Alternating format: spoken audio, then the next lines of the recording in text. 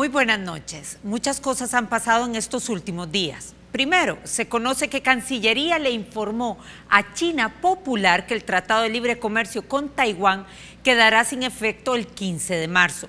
El proceso seguido por la cartera de Relaciones Exteriores podría estar rayando con lo ilegal. Segundo, el presidente electo de la República, Nayib Bukele, reconoce la importancia de mejorar las relaciones con Estados Unidos. Y tercero, una nueva investigación abre la Fiscalía contra el expresidente Mauricio Funes, esta vez por supuestamente comprar diputados. De esto debatiremos con nuestros invitados, Neri Mabel Reyes, directora de noticias de YSKL, y Gabriel Labrador, periodista de El Faro. Hoy no está con nosotras Lorena Mendoza, pero sí Francesca Falconi con el Top 5. Bienvenidos a Sin Su Permiso.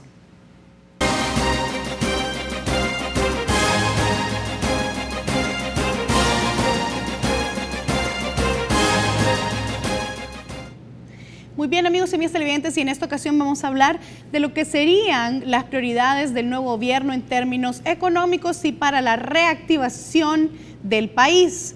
En el número 5, ¿sabía usted que dentro del Plan Cuscatlán se contempla la construcción de un ferry que inicia este año en 5 meses a un valor de $25 millones y se prevé que esto se financie a través de una alianza público-privada entre CEPA e inversionistas? Así que los empresarios que quieran invertir obviamente ya saben, ya tienen conocimiento, el plan es de uso público y está en la web.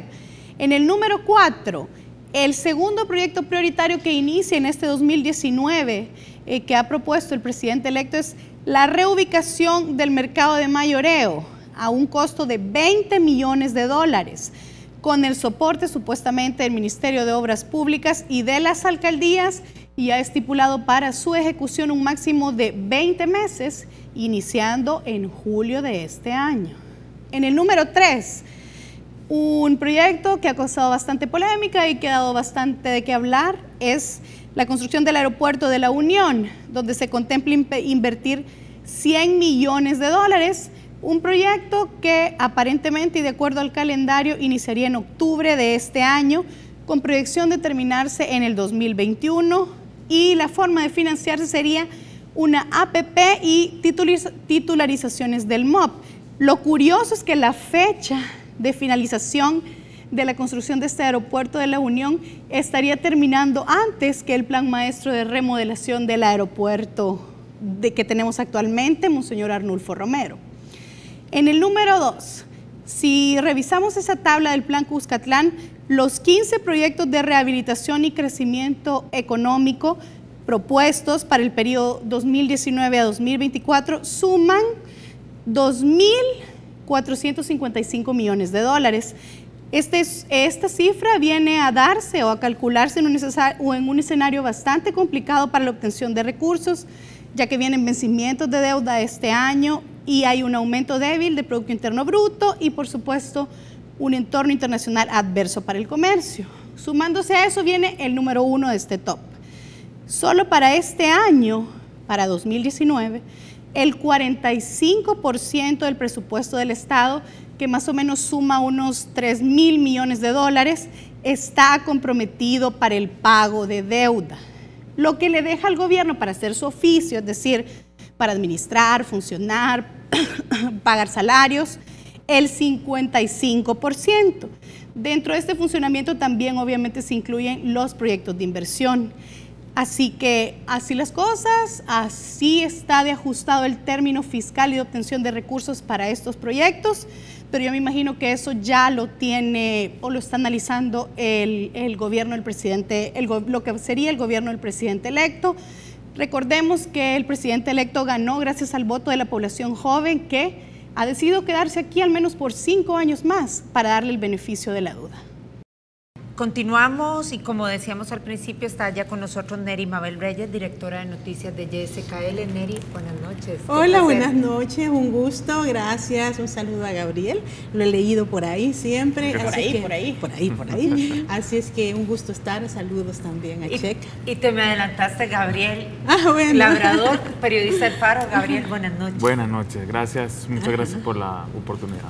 Bueno, tenemos 3 temas que queremos debatir con ustedes esta noche. El primero primero creo que es el que ha acaparado titulares toda esta semana, que es el tema Taiwán y la cancelación sorpresiva del TLC con Taiwán, que el Cancillería lo hizo ante la República Popular de China. Está violando Cancillería la seguridad jurídica, sentando un mal precedente en cancelar un tratado comercial con un país con el que no lo firmó. Bueno, yo creo que hay mucho análisis jurídico que podemos hacer. Sin duda hay una inestabilidad evidente en todo lo que ha ocurrido esta semana a partir del anuncio. O sea, pero yo me pregunto, esto ocurrió tipo en agosto, septiembre del año pasado y hasta ahora nos estamos dando cuenta de todas estas olas que sencillamente no la habíamos percibido como país. Eso habla mal, por supuesto, del periodismo, que en temas económicos quizás todavía estamos como muy, no sé, como que muy dependientes de las fuentes oficiales, de las fuentes... ¿Sentís etcétera. que el periodismo falló? Yo creo que sí, o sea, digamos, esto no puede ser que en plena campaña ocurran ese tipo de decisiones.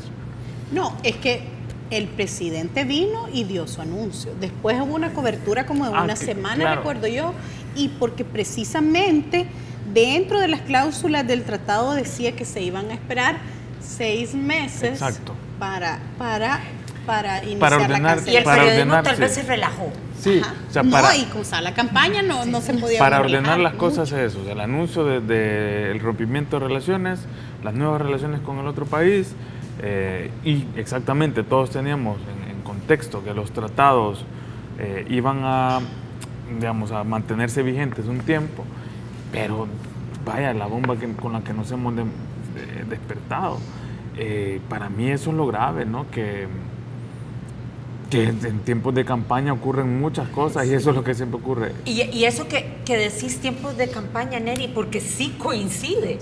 O sea, lo hacen, se supone, la carta que le envía Cancillería a la Comisión de Relaciones Exteriores le dice: en diciembre le notifico a China Popular que ya el tratado con Taiwán a partir del 15 de marzo que hace en efecto. Es decir, el gobierno se cuidó de hacerlo de forma silenciosa, con un periodismo, retomando lo que dice Gabriel, puesto los ojos en 4 candidatos presidenciales. Sí, yo creo que hay una falencia, ¿verdad?, en ese contenido comercial, económico. Lo que pasa es que recuerdo que cuando se le preguntó a la ministra Luz Estrella, ella dijo que en efecto iban a hacer la denuncia ante la Organización Mundial del Comercio, pero sucede que la denuncia, según los periodos, la hicieron en septiembre del año pasado.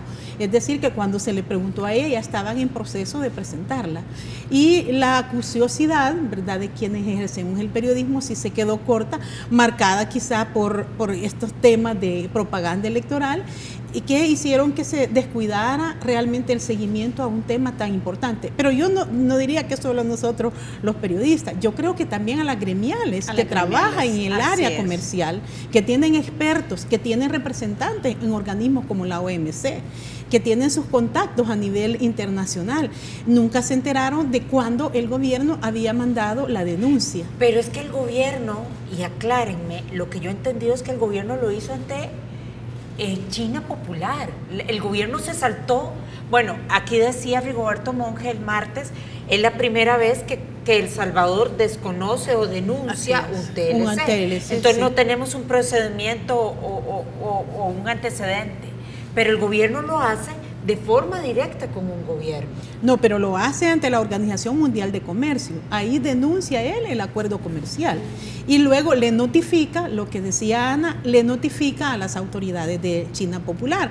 Porque la embajadora de China Popular, cuando habló, mandó un mensaje claro y dijo, cuando le preguntaron si podía haber un avance comercial con El Salvador, mientras El Salvador no termine su relación comercial formal con Taiwán, no puede China abrir un espacio comercial de manera a través de un tratado de libre comercio. Entonces, creo que lo que hacen ellos es notificarle esta nota que recibe la Asamblea Legislativa. Okay.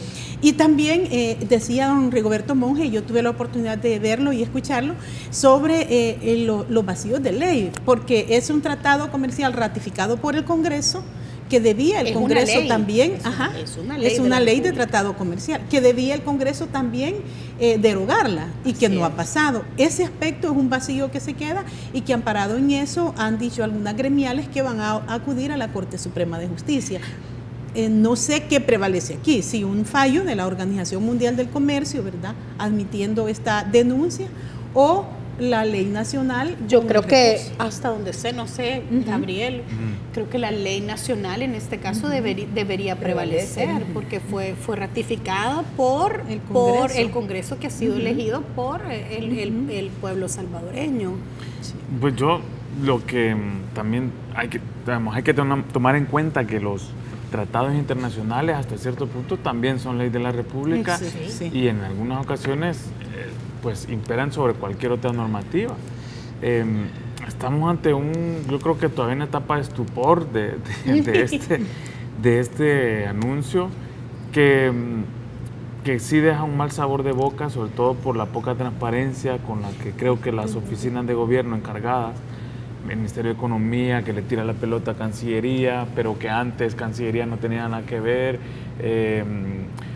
y las gremiales que han salido también muy envalentonadas a criticar algo que creo que están en su derecho. Exacto. Hasta que se enteran de la nota que lleva a la Asamblea Legislativa en la Comisión. Lo que yo creo que también como que la población no se ha dado cuenta lo grave que es esto, no solamente porque van a dejar de ingresar al país 50 millones de dólares, que en términos de recursos eso es infinito casi en nuestro país, sino que los problemas de institucionalidad que hay en El Salvador. Que eso viene alguien y dice de un plumazo, yo no sé qué. Sí, es que sentarse el peor de los precedentes como país. Yo, lo que este caso creo que demuestra es que la política comercial exterior de este gobierno ha estado de alguna manera supeditada a intereses políticos de conveniencia.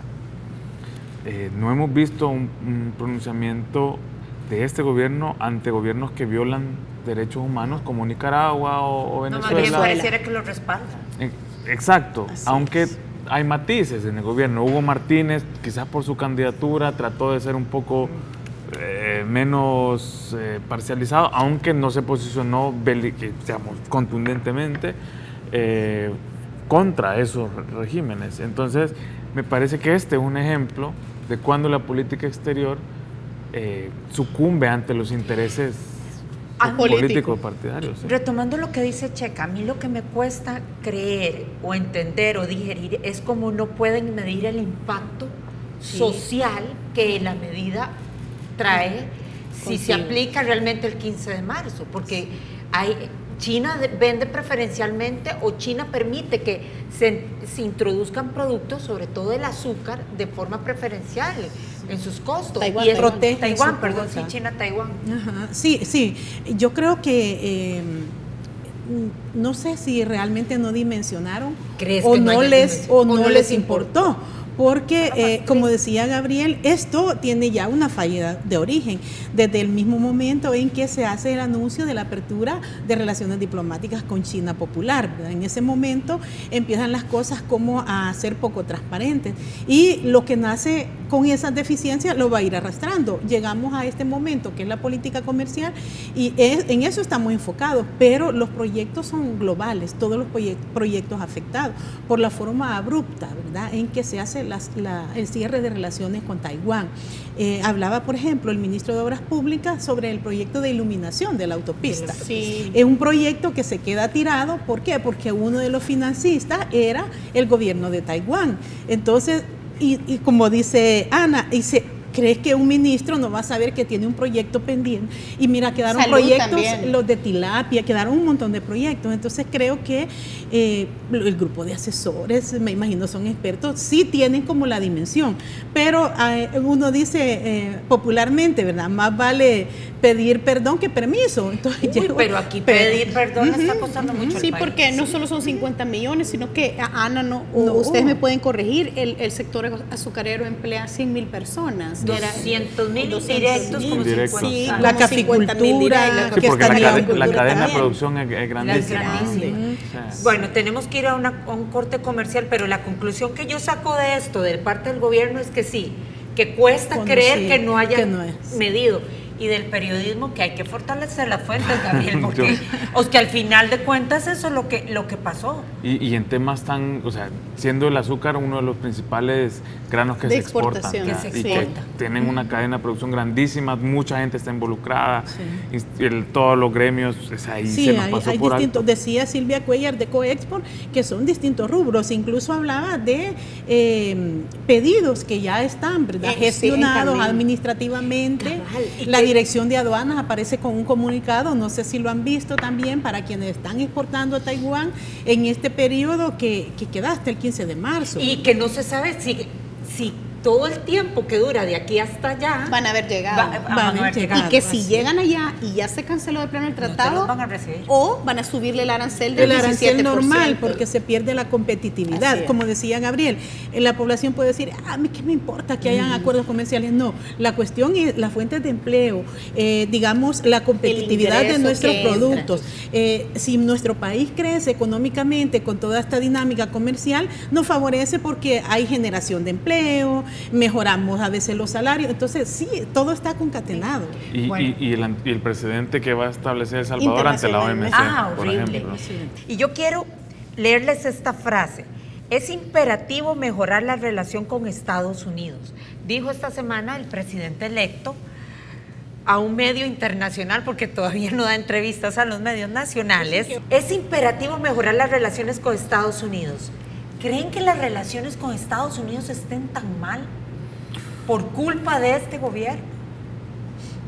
No creo que sea exclusiva responsabilidad de este gobierno, sino, digamos, que este país es ingobernable en muchos aspectos y llegue quien llegue, hace que, digamos, que el tema migratorio sea un tema demasiado álgido. O sea, es sumamente complicado administrar ese chorro abierto permanente de migrantes que se van y que llegan allá buscando una mejor vida, y ante políticas más duras como las del presidente Trump, pues es evidente que va a entrar en un momento digamos, de complejidad.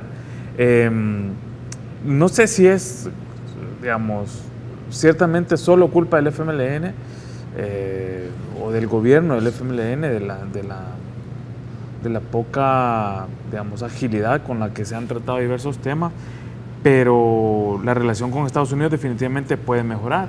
El problema es que si mejora, eso quiere decir, depende de qué lado lo veamos. Pero a partir de qué puede mejorar, ¿cuál sería tu indicador de que mejoró? Por ejemplo, que se deseche, por ejemplo, la lógica esta de que el grave problema del Triángulo Norte de Centroamérica son las drogas.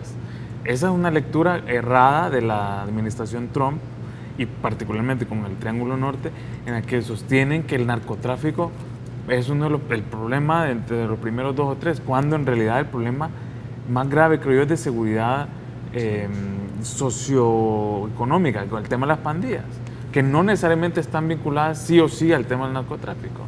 Pero creo que mucha ayuda le haría a El Salvador que Estados Unidos supiera leer exactamente qué está ocurriendo en este país. Pero creo que a conveniencia la administración Trump ha querido leer ciertas cosas. A eso iba. Yo no sé si es un tema de qué presidente está aquí en el país, llámese ahora, bueno, Nayib Bukele, Sánchez Serén, Mauricio Funes, o que nos encontramos con un presidente norteamericano que no quiere a los latinos, y no nos quiere y punto, no quiere a estos países. Creo que ese es un valladar, ¿verdad?, que tienen los gobiernos del Triángulo Norte Centroamericano. Sí discrepo un poco con Gabriel sobre este problema de tráfico de drogas. Nosotros hemos tenido información sobre las dimensiones que ha tomado el tráfico de drogas permeando instituciones, no de hoy, ¿verdad?, sino es un problema de décadas, al que Estados Unidos le ha apostado con algunos apoyos de recursos y que se ha logrado ir enfrentando. Pero yo creo que acompañado a esta acción Estados Unidos sí debe prestar atención a lo que ya Gabriel mencionaba, la situación de pobreza, ¿verdad?, la inseguridad, que son los factores que obligan a la migración. Pero tú decías, ¿será que es imperativo reponer o recomponer la relación entre El Salvador y Estados Unidos? Bueno, yo creo que la política de Estados Unidos siempre ha sido muy, digamos, definida, y nosotros pudimos ver cómo la administración del expresidente Funes, que fue el primer gobierno de izquierda, Estados Unidos mantuvo sus proyectos de cooperación, el Fomilenio se desarrolló, el Fomilenio 1, entonces creo que esos factores benefician a lo que puede ser la disposición del nuevo presidente de ir fortaleciendo aquellas áreas que se debilitaron. ¿Cuáles son esas áreas? Por ejemplo, la posición de El Salvador en organismos internacionales ante situaciones como la de Venezuela, que creo que esos han sido puntos débiles de la administración de Sánchez Serén. Él fue a la toma de posesión del nuevo periodo de Maduro, pues entonces, si bien no ha emitido un pronunciamiento reconociendo al gobierno de Maduro, su sola presencia en el acto inaugural de su nuevo periodo, tácitamente le da un respaldo. Entonces creo que esos aspectos, me imagino, que son a los que el nuevo gobierno, habrá que ver quién será el canciller, ¿verdad?, de Nayib Bukele, puede ir como fortaleciendo y definiendo posiciones que fortalezcan la democracia. Hay un punto importante. Ahora el embajador de Estados Unidos, que aún no ha iniciado funciones acá en El Salvador, felicitaba a Nayib Bukele. Sí, también lo hizo Bolton. Pero felicitaron a Funes, felicitaron a Sánchez Serén. Esa es su diplomacia. Las felicitaciones son mera diplomacia y nosotros sabemos. Lo que no se sabe si Trump agarró el teléfono y llamó no lo ha hecho. No lo ha hecho. Pero Francesca decía algo en el top 5 que a mí me pareció bastante atinado. Ella decía que la cantidad de votantes que obtuvo el presidente electo representa la cantidad de personas que estarían dispuestas a quedarse 5 años aquí. Así porque él está prometiendo, y quizá no utilizó cambio, pero sí un cambio y un mejor país, porque tú lees el plan Cuscatlán y te emociona que todo eso se vaya a construir. Hay plazos, hay pero o sea, el papel es fuerte y poderoso, pero el votante le ha creído y ganó.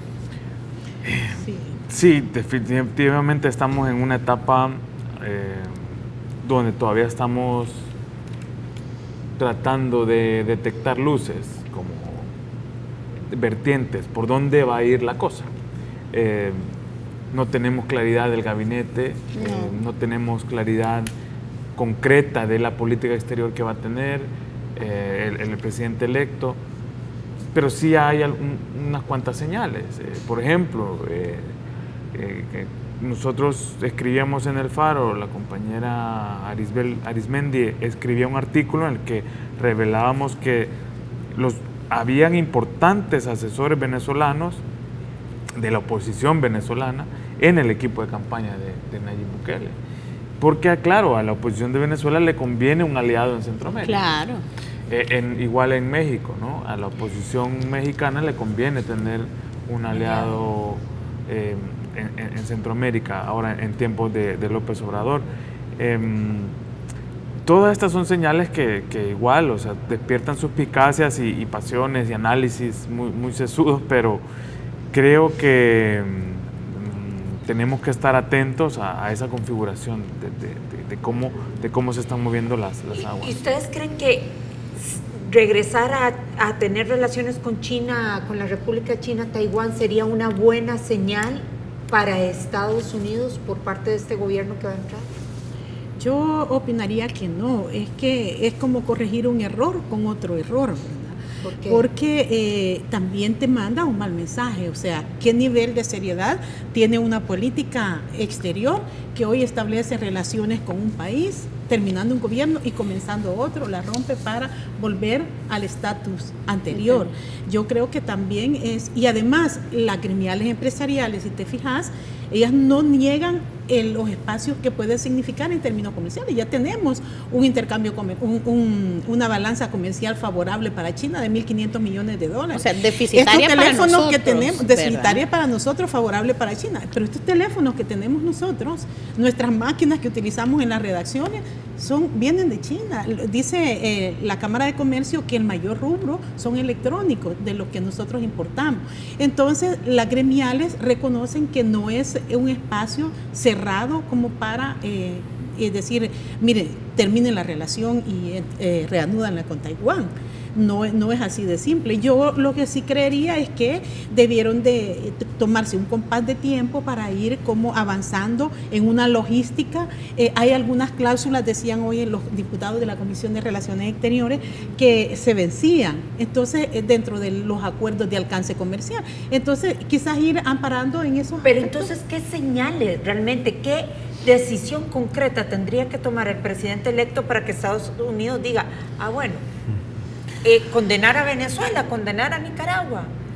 No, yo creo que distanciarse ciertamente de China es un elemento que a Estados Unidos le encantaría. Porque lo tomó muy a mal de Estados Unidos, claro, China. Sí. Fueron de los primeros en expresar su molestia, digamos, sí. la embajadora Jean Mains. Y es una, digamos, la política exterior en Estados Unidos se pronuncia cuando realmente le interesa un tema, y cuando fue evidente que al día siguiente ya estaba con una postura muy clara protestando contra la decisión de la ruptura con China-Taiwán. Yo creo Pese a que ellos no tienen relaciones con Taiwán, o sea, no tienen un sí tratado. Y ahí es donde tú entras también. Y como decía uno de los miembros de Nuevas Ideas, hay que conocer las condiciones en que se... Yo creo que más que decir no a la relación diplomática con China Popular, el problema que se originó, y lo dijo el embajador, es la falta de transparencia. ¿Qué le estamos entregando a China? ¿Qué le estamos entregando? Vaya, pero vuelvo a mi pregunta, ¿qué otra cosa? Porque nos quedan como 1 minuto y medio. ¿Qué otra cosa que quisiera ver Estados Unidos de nosotros? La responsabilidad del combate a la corrupción, pero una responsabilidad frontal. Es uno de los criterios que se establecen en las condiciones de ejecución de Fomilenio. Porque una cosa es que hablen de corrupción, pero se sabe que esas estructuras de corrupción a nivel de gobierno se han mantenido. O sea, que no están del todo erradicadas. Entonces me imagino que ese es otro aspecto que le interesará. Ahora, como decíamos hace un momento, el presidente Donald Trump tiene su propio análisis y no será una acción la que lo determinará. O sea, no vas a hacer cambiar a alguien que ha estigmatizado a los latinos con una acción de política de distanciamiento. Eso puede ser un atenuante, ¿verdad? Algo que cuando se reúna el nuevo canciller o el presidente electo le puede presentar. Quizá la acción que él quisiera ver es que no sigan yéndose salvadoreños para allá. Sí, recordemos que Trump ha, digamos, depositado toda la atención en el tema migratorio en las pandillas, por ejemplo, que la migración trae pandilleros, criminales, etcétera, y ha sido muy beligerante contra la MS-3 en particular. Entonces, creo que la lógica de Trump es, digamos, olvidarse de muchos de los aspectos migratorios y concentrarse en un aspecto, digamos, importante, que es el tema pandilleril.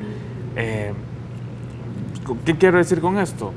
Que la administración Trump tiene asesores bien metidos en esta parte del mundo, en Latinoamérica, y que son, digamos, estos sí son capaces de asesorarlo de una manera muy inteligente y decirle, vaya, señor Trump, aparte del tema de las pandillas, hay temas de pobreza, hay temas de corrupción en el área centroamericana que tiene que aprender a tocar, y si Nayib Bukele da señales en ese sentido, pues a lo mejor pues ya le pone el check de aprobado. Pues, de apoyo. Otra investigación contra el expresidente Mauricio Funes, esta vez por la supuesta compra de diputados, según reveló la revista digital Facto.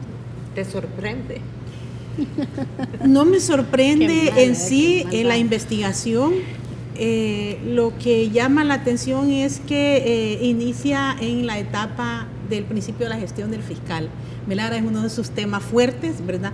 Pero no me sorprende que este tema siga ocupando la atención de la Fiscalía, porque nosotros sabemos toda esta condición que se generó en torno a prácticas ilícitas de las que estaba rodeado un capital, pues, que rodeaba a este tipo de políticos. Entonces creo que Ojalá y se pueda fundamentar porque todavía sigue siendo vaga la prueba. ¿Pero qué tiene de malo que sea con este fiscal? No, no digo que es malo. Lo que digo es que vamos viendo indicadores similares a los puntos de origen de las investigaciones anteriores.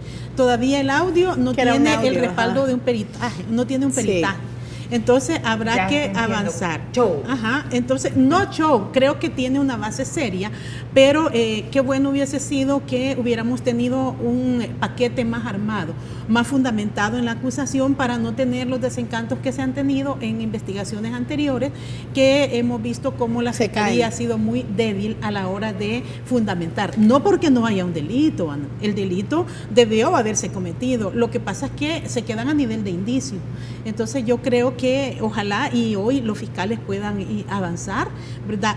Si te fijas, el expresidente Funes no ha negado que haya comprado voluntades. Dice que por qué a él y por qué a otros no. Eso es como que yo te diga, yo llegué tarde a la entrevista y por qué a mí me llamas y a Gabriel no. Entonces, pero estoy tácitamente reconociendo. Entonces, él en su tweet que respondió, nunca negó lo que hizo. Entonces yo dije, bueno, entonces esto tiene una base. Y entonces a vos tampoco te sorprende.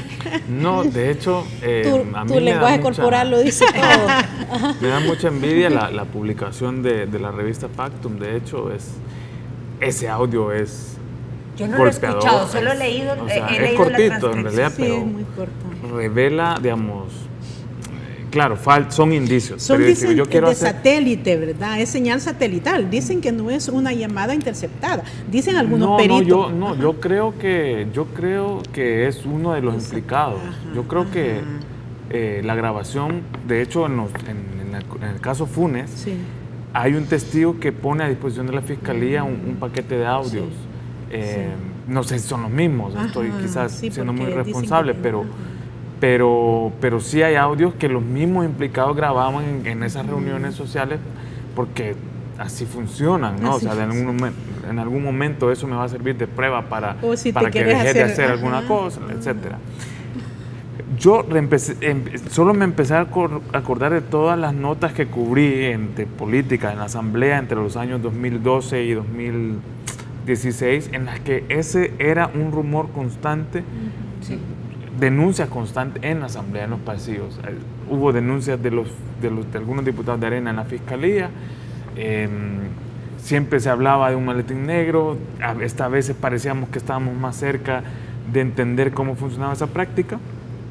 Ahora justamente coincide con una nueva dinámica de trabajo de la Fiscalía, como decía Neri. Recordemos también que en la revista Factum, Funes aparece confesando de que su contacto con Gana era Herbert Saca. El secretario general del PCN también admite en un artículo que publicaron junto al audio que se reunían con Herbert Saca, pero que no mediaba dinero. Claro. O sea, no va a decirlo. Nadie va a decir que recibió nada. Pero lo que me sorprende es siempre el periodismo está como cerquita en algunos temas, en otros como el TLC y etcétera, quizás más retirados. Estamos más retirados. Pero cuando el río suena es que algo hay. Pero Gabriel, o sea, no me sorprende. Si estás tan cerca y a la vez tan lejos, parece novela, canción, ¿verdad? Sí, parece canción, anda inspirada. Pero ¿qué es? ¿Qué es falta de acuciosidad del periodismo o que hay algo arriba del periodismo que cuando se ven, que sienten que se acercan? Es un tema bien complicado probar un soborno periodísticamente. Sí. O sea, nunca va a estar la fotografía como aquel video. Solamente me café entregando un fardo de billetes. Exacto, no, me entiendes, con el abrazo. De frente a la cámara. O sea, periodísticamente es sumamente complicado eso. Solo nos vamos a quedar siempre en indicios. Y esa es la labor del periodista. Amarrar, conseguir la mayor cantidad de indicios posibles para robustecer un Pero la labor más del periodista o de la Fiscalía de realmente robustecer la investigación y que eso no sea después. La Fiscalía sí tiene una obligación y como dice Gabriel, nosotros tenemos la obligación de llegar hasta donde los indicios sean posibles. Señores, nos quedan 2 minutos. ¿Ustedes creen que Mauricio Funes va a ser perennemente impune? Depende de Nicaragua. Pero Nicaragua ya dijo que no pretende quitarle el asilo. Exacto, entonces, pero igual es una decisión que tiene que tomar la Corte Suprema de Nicaragua. ante la solicitud que haga la Corte Suprema de aquí. La Corte Suprema de aquí todavía está discutiendo el tema, pero sospechosamente le puso reserva a las discusiones. No sabemos qué están hablando, no han tomado una decisión, pero cuando la solicitud llegue a Nicaragua, lo más probable es que la Corte diga, la Corte en Nicaragua también rechace la solicitud.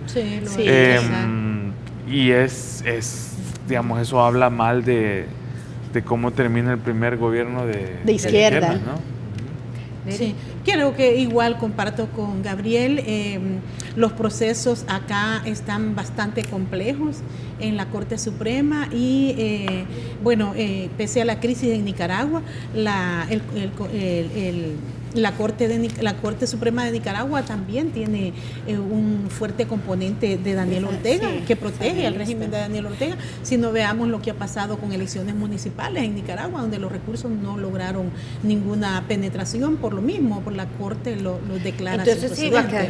Entonces eso puede favorecer. No sé si la Fiscalía tendrá otro recurso adicional o si se robustece las acusaciones, porque son ya con estas 5, ¿verdad? Sí. Entonces, si eso pudiera verse, puede seguir creciendo, o si puede irse a la Corte Centroamericana.